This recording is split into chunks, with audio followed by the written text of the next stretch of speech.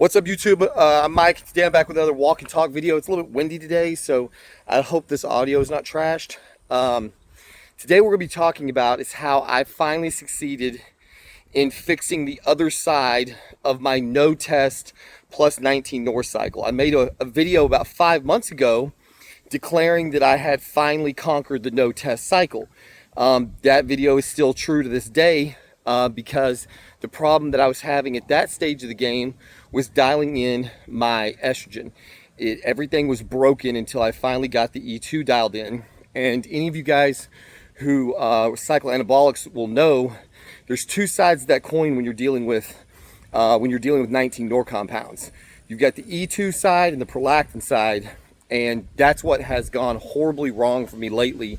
And I thought I was at my wit's end. I was prepared to give up the game and just quit the entire experiment. So what we're going to be talking about today is how I fixed it and some of the side effects and symptoms that come along with having what I found out to be high prolactin.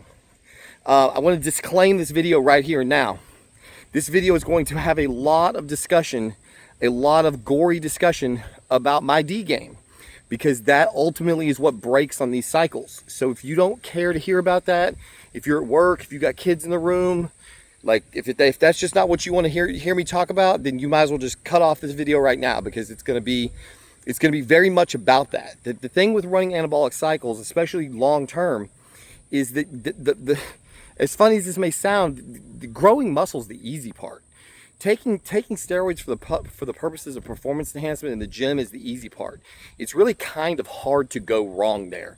As anybody who's ever competed or run steroids for any length of time can tell you, you know, being able to go build muscle with gear is really easy.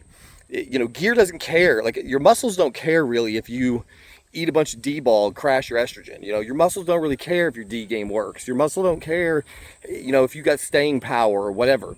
You can just kind of be a complete idiot, as a lot of people in this game are, and build muscle. But that's only part of it. To me, there's no value in being able to build a superhuman physique if you feel terrible and you're crushed with lethargy and you're depressed and your D game doesn't work and you can't satisfy your wife and you can't satisfy yourself. All of the problems that come along with running steroid cycles are ultimately what prevent people from doing it, right? It's not the muscle gain. That's the good part. So once I got my E2 dialed in, and I was often running to the races with my cycle, which back then happened to be about 100 milligrams of Tren Ace per week, 300 milligrams of Deca per week, and 500 milligrams of Masteron per week. Everything was good for an extended period of time. I was loving life. Everything was great. I can't remember when and why. I know that eventually I decided that I'd end up going up on my Tren. So I'd gotten as high as like 210 milligrams of my Tren, started causing all the familiar Tren problems. And so I decided to get off the ACE for a while and go back to a low dose Tren E at about 100 milligrams per week. That was all fine and great. And then I ran out of Deca and had to switch over to NPP, and it threw kind of a wrench into the system. But really, even before then, when I switched from the Tren Ace to the Tren E is when really the problem started. And it was not in the gym. Again, the problem didn't occur in the gym. Everything in my gym performance was phenomenal. What occurred though was in the beginning, my D game started breaking. It would get to the point where I started losing libido. But primarily, the first stage of the game was just that I would have libido, I would have interest, and then just mid game, it would just fall apart. It would just become totally non-functional. Couldn't finish. That was probably the first indicator.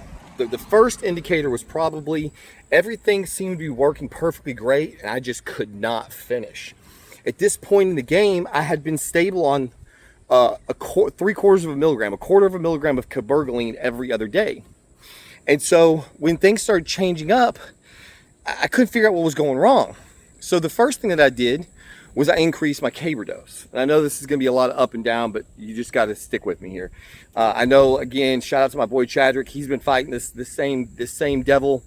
Anybody who plays with 19 NOR compounds, even all the way to, what's that guy, Todd, who who was basically saying you just can't run them without certain things. That's the way it begins to feel after a while, is that 19 Nor compounds are just unmanageable. They're just untamable because they make you have to jump through a lot of hurdles. And so what would happen is I would start getting a lot of symptoms of high prolactin, but my blood work doesn't show it. So again, you're back into the situation where even if you go get blood work, your blood work, like my blood work would come back low. I could get blood work done and my prolactin would be like 0.3, where the range starts at 2. So it would show me with near crashed levels of prolactin, which would make you think that, well, all the problems are because of low prolactin.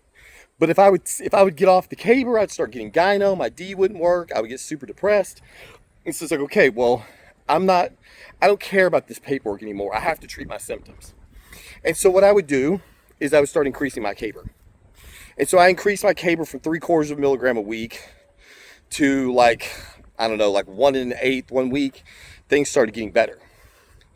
And so it was like, okay, cool. So then I tried to run 1 milligram a week and things were better, but they weren't great. And so what I was doing is I kept telling myself, I kept falling prey to what should be. That's the problem I think a lot of us can fall into, is we go, well, I shouldn't need this much caber, or I shouldn't need this much 8x, or, you know, I'm eating a lot of calories, but I'm not growing. I should be growing on these calories. And we don't focus on what is.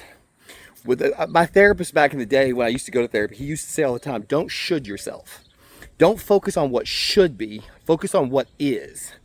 And so when I made the video recently stating that I had just come out of the depths of a total, just terrible, horrible depression, that was in fact caused by high prolactin. And I said in that video that I had gotten to my wit's end, and I had broke down, and I had double dosed my caber dose, and things started getting better. But I was just like my own worst enemy. Every time things would start getting better on the caber, I would get up to like 1.5 milligrams of caber a week, and I would be feeling better. But then I would start to convince myself, well, maybe I went too far, you know, because like I would have a weak orgasm or something. Another thing that was happening, and this is that TMI situation that a lot of you guys probably, I gotta be transparent, guys. This is the way it is, okay? Prior to having sex, my wife and I have extended periods of foreplay, and she will do various things that will keep me in an aroused state for a long time. And you guys know, right? If you stay in an aroused state for a long time, you will normally produce pre-cum, right? Like you get those little clear droplets that come out when you stay in an aroused state for an extended period of time. Often connected to that release, you will have the feeling of fullness kind of in your prostate area, right? You'll feel like you could very easily get pushed over the line. One of the things that I noticed that was really bizarre, and my wife really noticed it because she really likes that when she's down there playing around, that's like the nectar of the gods to her, okay? She gets real turned on when I'm producing those little drops. And they went away. They completely disappeared, along with most of my libido and most of my quality erection gain. It just completely disappeared. And I have over the past several months, guys, I have been through the full gamut of trying. Like I got paranoid that it was because, you know, I'm not on any testosterone. Maybe it's a DHT problem. I would take Proviron trying to solve a DHT problem. It would help a little bit, but it wasn't consistent. You know, I would just have all kinds of ideas and guesses and possibilities about what was going on. But what I definitively knew was something was wrong. Because generally I have that effect, you know, every single night. It's very consistent. Because like I said, we have extended periods of foreplay. And so that disappeared. And so I had gotten to a point up to about 2 weeks ago. I think I made the video about a couple weeks ago saying that I was getting ready to quit the game. That I was going to try one more time to treat this situation with caber. And if it didn't work, then I'm trying to keep you guys out of the sunlight behind me. That if it didn't work, I was going to be forced to have to pull the NPP out and reset. Because I knew that everything should be working perfectly fine on Test, Tren, Masteron, on Masteron and Tren. It was working perfectly fine on Deca. There was just no reason that I should be having all these problems. And so I was like, it's basically time for a total reset. I need to get back to some known variables that some things that I know work. I'm trying to fix my camera. And until I can get back to good, because it's just putting too much strain on my wife and I's marriage. And so what I decided a little over a week ago now, I guess it has been, I said, okay, I'm going to go to 1.5 milligrams of Caber. And that really, she was instrumental in this. She was like, you've got so much data. You've been committed to this for so long. Let's not just quit the game without you proving to yourself one way or the other that you can fix it. Okay, so we're going to have these stupid birds cawing at each other. I was trying to chill by my car, and these fucking birds are going to be a problem. So I need to get my air rifle out here and solve this. So I said, okay. So I started dosing Caber at 1/4 milligram every single day. 2 days in, and so I'm going to walk you through the evolution so that in case you're ever in this situation, you will know exactly what can and will happen. And if you start having these exact circumstances, then you will know this is where you're at and this is what you need to do. So the evolution of the situation was when my D game was broken, we were in a situation where I could generally stay hard through foreplay. I had absolutely no interest in the act. We'd be watching porn. It would be boring. I'd be disconnected. I just didn't care. I would be, touching her, doing things to her, but I was totally disconnected from it. I really honestly could not have cared less about being involved in this act at all. It was purely for her because, like I said in a previous video, we finally got her hormones dialed in. She is a wild freaking animal right now. She has never had this kind of libido in 10 years I've been married to her. According to her, she's never had this kind of libido in life.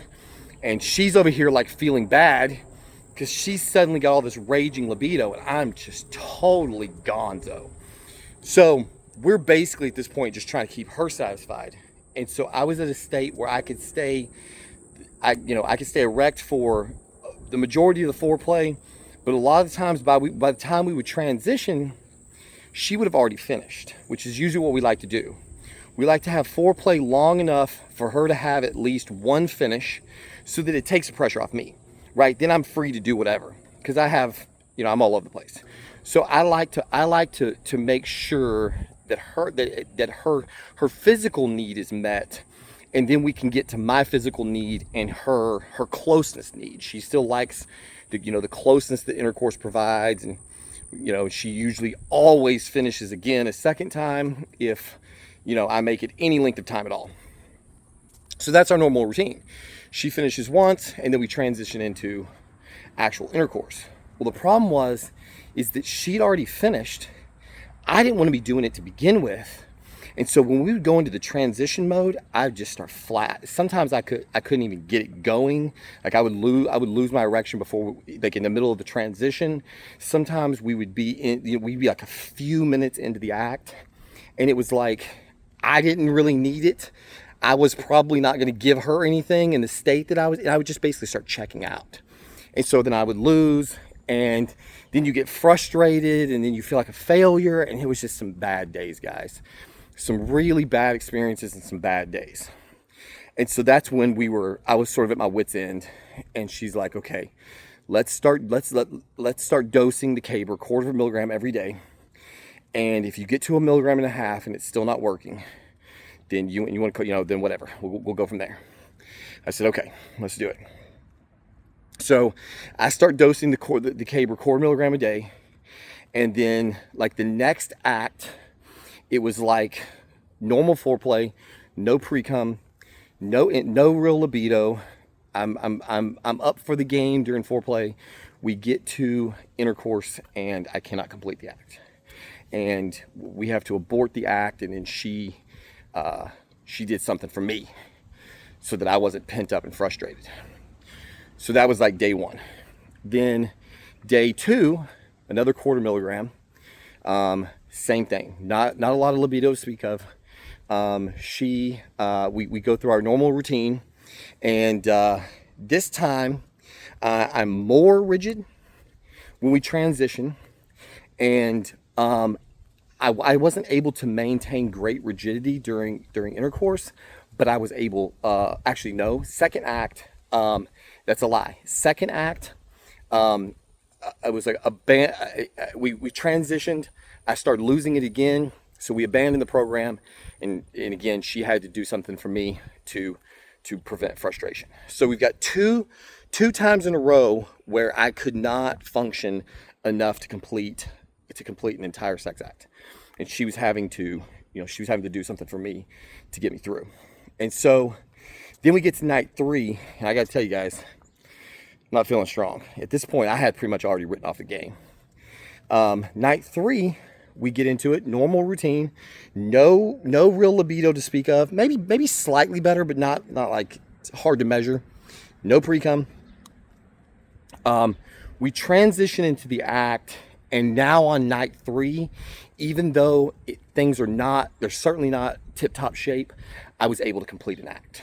Now, I'm gonna be honest with you, it didn't take a long time because I had no confidence, right? I'm so afraid that I'm gonna flag out in the middle of the act, that this was a short act. I was just trying to basically see, can I finish with her? And so we were just straight down to business after the transition.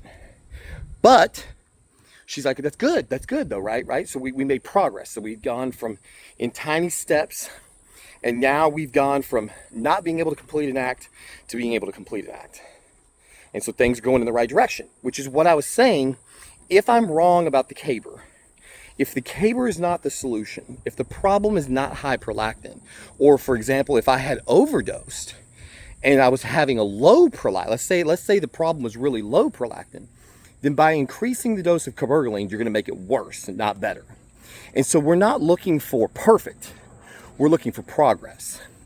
If things get progressively better as the dose of cabergoline goes up, while it's still not yet confirmed, it's going a long way to suggesting that cabergoline, that prolactin is the problem.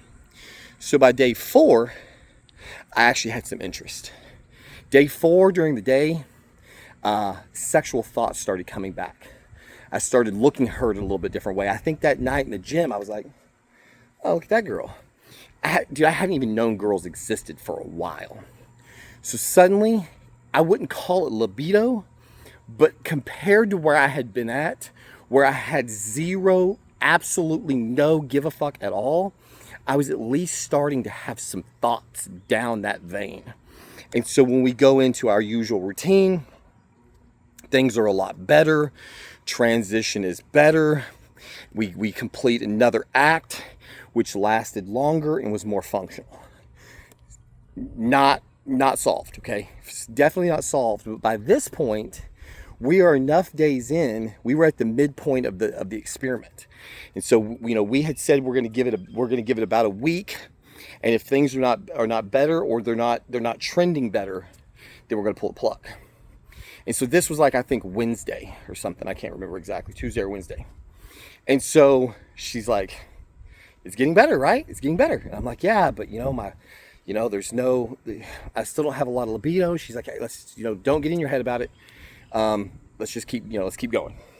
So I dose another quarter milligram of cabergoline, and without just continues to beat this repeated story together over and over, basically over the course of the next 3 to 4 days, what happened was I went from, again, this state of poor functionality with no libido, no pre-cum, no real connection to my orgasm. Like, I didn't really crave it.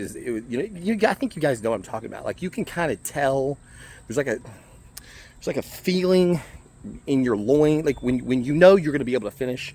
If you've ever struggled to finish and you're pumping away and you can just tell, like, you can't get that sensation of even getting close. It just seems like it's nowhere in sight. And then there can be that sensation where, like, you're not going to finish immediately, but if you kind of try to finish, you will be able to. It's like it's on the horizon. That's where I started to get that kind of sensitivity back. And then over the course of the last 3 days, again, I'm kind of not trying to be graphic here, but she's down there playing around during foreplay, and I hear this, "Ooh," and she's like, "You're dripping again." And I know this is a lot, guys. I'm sorry. But this is the science, man. It's what it is. This is the science, okay? For those of you who've ever been here, hopefully this is giving you some hope. So basically what I'm trying to say in this video, in all of these gory details, is that what I have discovered, whether I should or shouldn't, whether the paper says it, whether anything, whatever, I don't care about the numbers on the paper anymore. You guys may have also noticed that this last 4 or 5 days, I've been making a lot of videos, a lot of content's coming out of me. I'm very pumped up. I'm very energetic. My daughter's like, Daddy, why are you so happy this week? Everybody around me has detected this considerable uptick in my mood. I have felt so good this week compared to where I just came from. And then over the last few nights, sexually, everything has just come together, and all of the functionality that I was supposed to have, the ability to control the erection quality, everything is back to where it was supposed to be. And so clearly, whether you like it or not, whether the science suggests it, whether the blood work suggests it, the fact of the matter is, cabergoline in sufficient doses is necessary to offset the effects of 19-nor compounds. Apparently, it seems like for me that long-acting esters like the Tren E the short-acting esters, the Tren Ace, seem to cause less prolactin release than the Tren E does. The jury's still out on the NPP because it's technically stronger than the Deca. But what I have discovered is that my current dosing, which right now is 250 milligrams of NPP per week, 100 milligrams of Tren E per week, and 600 milligrams of Masteron per week. Obviously no test, so I'm taking no AI. I'm injecting 0.18 milligrams of estradiol valerate every other day. And I have morning wood all morning, lengthy, like morning wood is on point. E2 is on point. This has already been backed up by blood work. So my E2 is in the 30, is about 35 picograms per milliliter right now.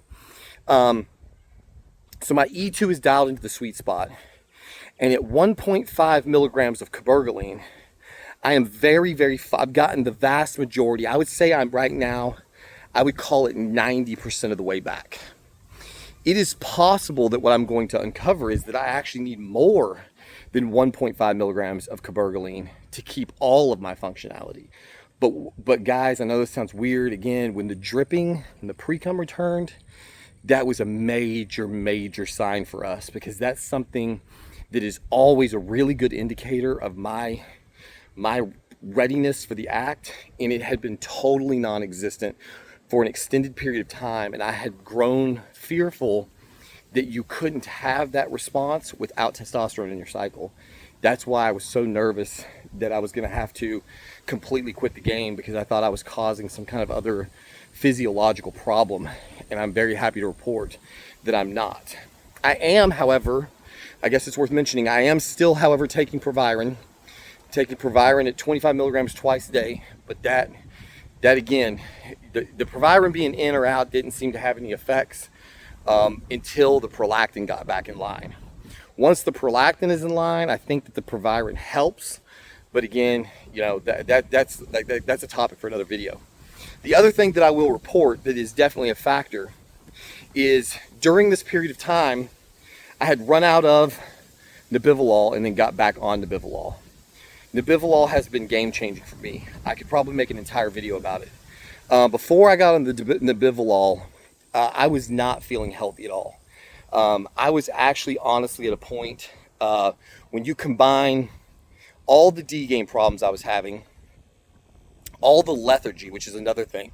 When my D was broken, I could sleep 8 hours and still feel like I could, and still take 2 naps a day. I just could not stay awake. High prolactin was, or whatever was going on that the caber fixed, was causing me to sleep all day, be tired and grouchy, super depressed. The full-blown anhedonia that I talked about in my previous video, just could not enjoy anything in life, just downtrodden, depressed, all that. So just going from 3/4 of a milligram of cabergoline per week, basically doubling that to 1.5, the depression went away, the anhedonia went away, the lethargy went away, the the D game problems all resolved. The pre came back, the libido came back, the staying power, everything that I was struggling with has returned, has improved. And then on top of that, because I'm now taking Nebivolol, my blood pressure is perfectly in line, and most importantly, my pulse is always in a really functional state. So before I got on the Nebivolol, like I started to say earlier, I was really getting ready to quit the game completely because I was struggling to have healthy workouts in the gym. I was feeling very unhealthy. I was until like the last 2 weeks or so, I would say that I was feeling more unhealthy than I've ever been in life.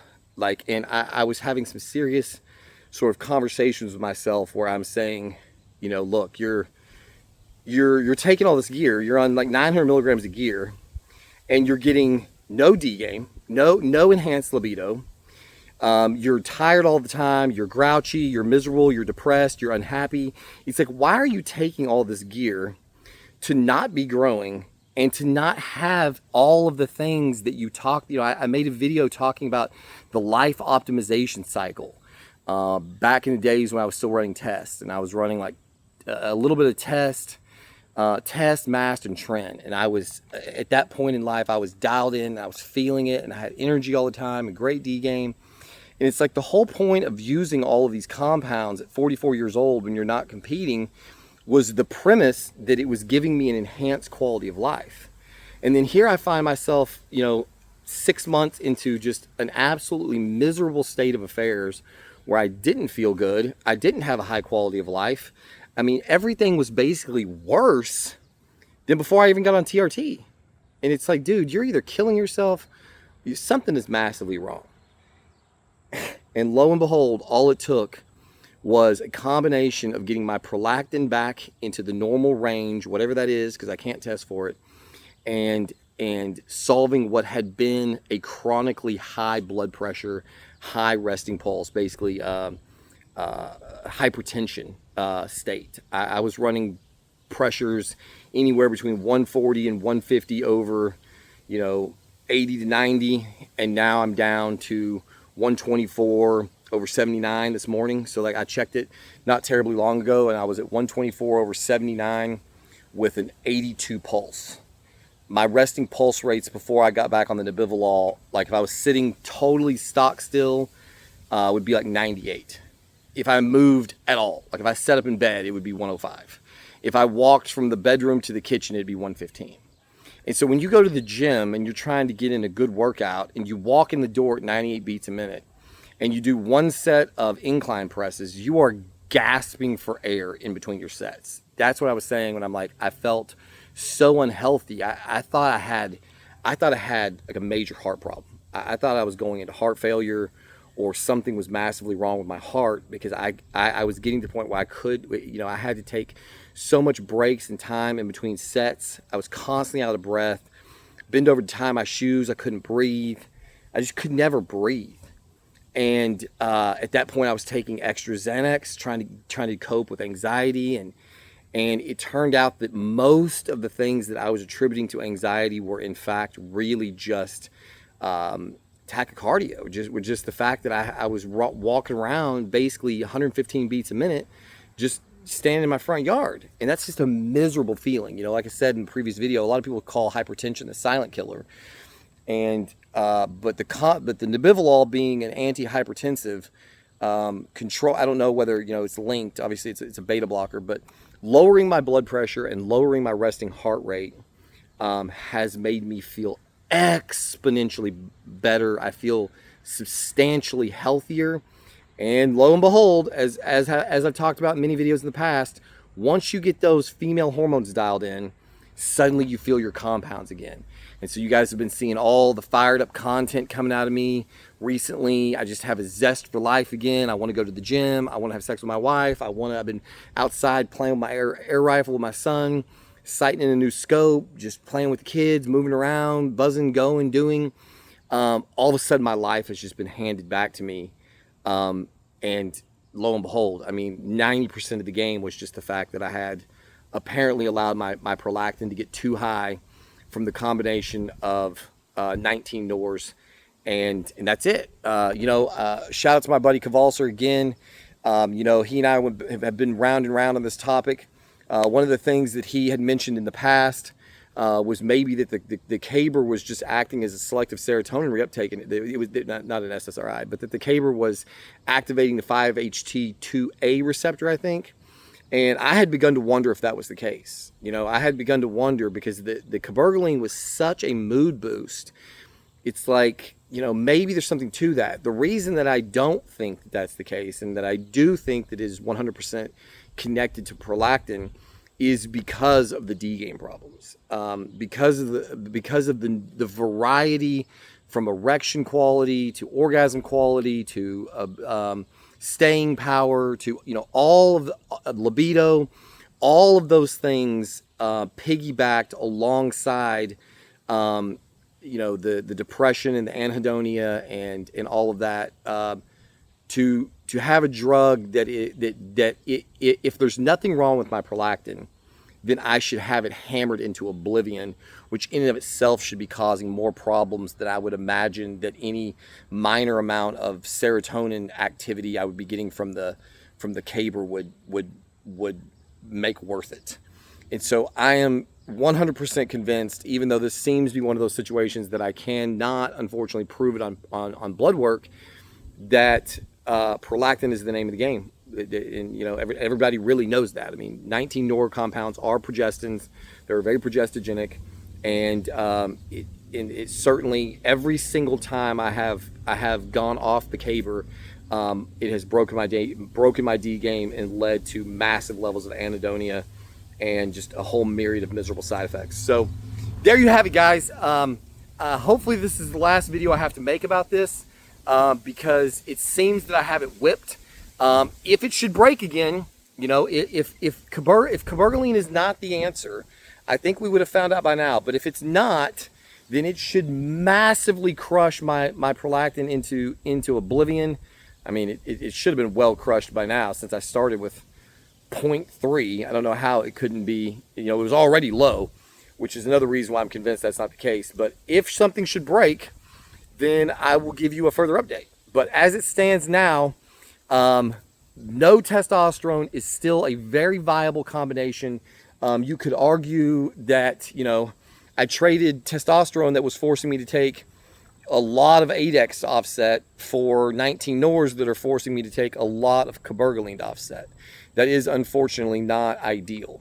But I personally believe if you have to pick a growth compound, I think that you're going to grow and get more benefit out of nandrolone and trenbolone alongside cabergoline than you're going to get from no 19 Nors and giant amounts of aromatizable compounds plus 8X. I just don't think that those two I don't think equipoise is going to outpace the gains of 19 Nors. I think it's pretty definitively known that 19 Nor drugs are extremely potent at building muscle, maintaining muscle especially. That's the thing. I mean, to take trenbolone out of the equation, you lose any type of contest prep drug. I really do think that I'm getting close to narrowing in on what I hypothesized a long time ago, which is that testosterone is overrated. And in the bodybuilding context, you can do far better without it. If this continues to hold, then what I will probably be doing soon is jacking up my DHT derivatives to see if I can squeeze out more gains without having to change any of the other variables that cause us to have to reset. So keep the Tren, keep the nandrolone where they're at, keep the joint lubrication, keep the aggression, the vascularity, all the positives of the Tren and the nandrolone, and then just start running the flagpole, running the mast and maybe primo or something up the flagpole to the moon until we see what happens when you have, you know, possibly a gram of each in your system alongside everything else, and find out, can you make nice clean gains with that. That may or may not be coming up, so stay tuned. This has been a marathon video. As you can see, I've got energy for days. I can't shut the fuck up. So I'm going to cut this one short, go back in the house here, have some dinner. As always, thank you for watching, and we'll see you on the next one.